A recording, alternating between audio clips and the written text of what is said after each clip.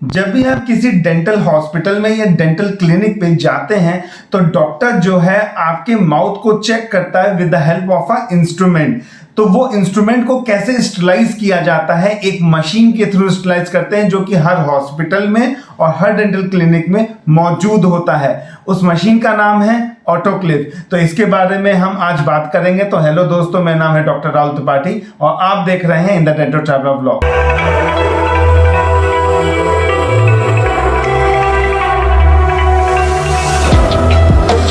Calm before the storm. Things aren't as they were before. Your best start rising.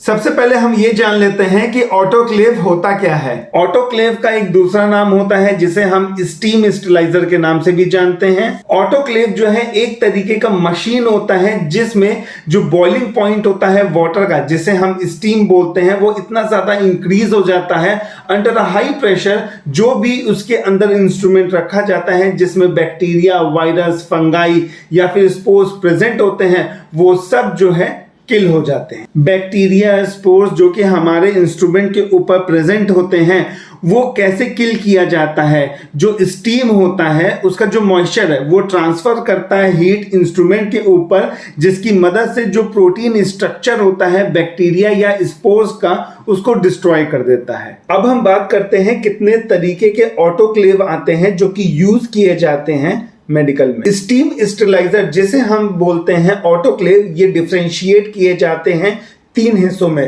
पहला आता है function, दूसरा class और तीसरा साइज। अगर हम ऑटोक्लेव को कैटेगराइज करते हैं फंक्शन के बेसिस पे तो 4 तरीके के ऑटोक्लेव आते हैं। सबसे पहला आता है आपका वर्टिकल ऑटोक्लेव, दूसरा हॉरिजॉन्टल ऑटोक्लेव, तीसरा आता है ग्रेविटी डिस्प्लेसमेंट ऑटोक्लेव और आखिरी में आता है pre vacuum autoclave. Vertical autoclave में क्या होता है, जो टॉप लिड होता है उसे ओपन किया जाता है और उसके अंदर फिर लोडिंग किया जाता है। ये ज्यादातर यूज किया जाता है स्मॉल क्लिनिक्स में जहां पे ज्यादा स्पेस नहीं होती है। अगर हम बात करते हैं हॉरिजॉन्टल ऑटोक्लेव के बारे में तो ये फ्रंट लोडिंग स्टीम स्टरलाइजर होता है और इसकी कैपेसिटी काफी ज्यादा होती है। ज्यादातर ये हॉस्पिटल में यूज किया जाता है। अगर हम बात करते हैं ग्रेविटी डिस्प्लेसमेंट ऑटोक्लेव के बारे में तो ये बहुत ही कॉमन टाइप का जो है ऑटोक्लेव होता है और इसके अंदर डेंस स्टीम को फोर्सली डाला जाता है चैम्बर के अंदर, जिसकी वजह से जो चैम्बर के अंदर एयर प्रेजेंट होती है वो बाहर निकल जाती है।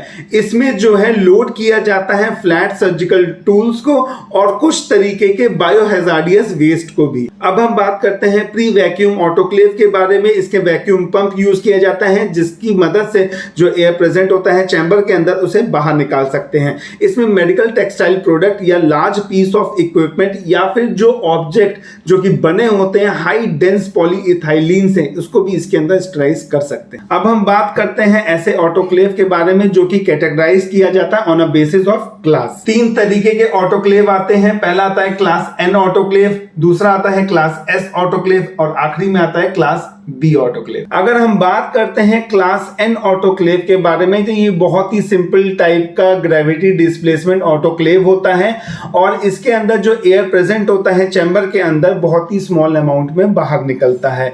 इसमें जो सिंपल इंस्ट्रूमेंट होते हैं, जो फ्लैट मेडिकल टूल्स होते हैं, उसको ही लोड किया जा सकता है। अगर हम बात करते हैं क्लास एस ऑटोक्लेव के बारे में तो ये भी एक तरीके का ग्रेविटी डिस्प्लेसमेंट ऑटोक्लेव होता है, लेकिन इसके अंदर डेंस स्टीम को फोर्सली जो है चैम्बर के अंदर डाला जाता है, जिसकी मदद से जो एयर प्रेजेंट होता है वो बाहर निकल जाता है। अगर हम बात करते हैं क्लास बी ऑटोक्लेव के बारे में तो ये एक मॉडर्न टेक्नोलॉजी है और कंप्लीटली ऑटोमेटिक प्रोसेस होता है। इसके अंदर ये एक तरीके का प्री वैक्यूम ऑटोक्लेव होता है जिसमें वैक्यूम पंप की मदद से एयर को चैम्बर से बाहर निकाला जा सकता है। अब हम बात करते हैं ऐसे ऑटोक्लेव के बारे में जो कि कैटेगराइज किया जाता है on a basis of capacity. 3 तरीके के ऑटोक्लेव आते हैं। पहला आता है लार्ज, दूसरा आता है मीडियम, तीसरा आता है स्मॉल स्टीम स्टरलाइजर। अगर हम बात करते हैं लार्ज स्टीम स्टरलाइजर के बारे में तो उसकी कैपेसिटी जो होती है 110 से लेके 880 लीटर होती है और ये जो है हॉस्पिटल में यूज करते हैं। अब हम मीडियम स्टीम स्टेरिलाइजर के बारे में बात करते हैं तो इसकी जो कैपेसिटी होती है वो 75 से लेके 200 लीटर होती है और ये ज्यादातर डेंटल क्लिनिक्स में यूज किया जाता है। स्मॉल स्टीम स्टेरिलाइजर की जो कैपेसिटी होती है वो 25 लीटर होती है और ये जो है वहां पे यूज किया जा सकता है जहां पे ज्यादा स्पेस नहीं हो या फिर ज्यादा मेडिकल टूल यूज ना होते हो। चलिए अब हम बात करते हैं कितना टेम्परेचर होना चाहिए इंस्ट्रूमेंट को स्टेरिलाइज करने में और प्लस कितना प्रेशर होना चाहिए और कितनी देर तक स्टेरिलाइज कर सकते हैं ऑटोक्लेव के अंदर। अगर हम टेम्परेचर की बात करते हैं तो फ़ारेनहाइट में 250 डिग्री होता है और सेल्सियस की बात करें तो 121 डिग्री होता है। कितने मिनट तक स्टेरिलाइज करना चाहिए इंस्ट्रूमेंट को ऑटोक्लेव के अंदर? 30 मिनट्स तक। और कितना प्रेशर होता है? 15 psi। आप ये भी मुझसे पूछ सकते हैं कि 121 डिग्री सेल्सियस पे हम क्यों स्टेरिलाइज करते हैं? वो इसलिए करते हैं जो बैक्टीरिया जो स्पोर्स होते हैं वो 100 डिग्री सेल्सियस पे मरते नहीं है, वो 121 डिग्री सेल्सियस पे जो बैक्टीरिया स्पोर्स वायरस या फिर फंगाई होते हैं वो सब जो है खत्म हो जाता। अब हम ये जान लेते हैं कि ऑटोक्लेव को किसने इन्वेंट किया था। जो सबसे पहला ऑटोक्लेव बनाया गया था वो 1679 में बनाया गया था।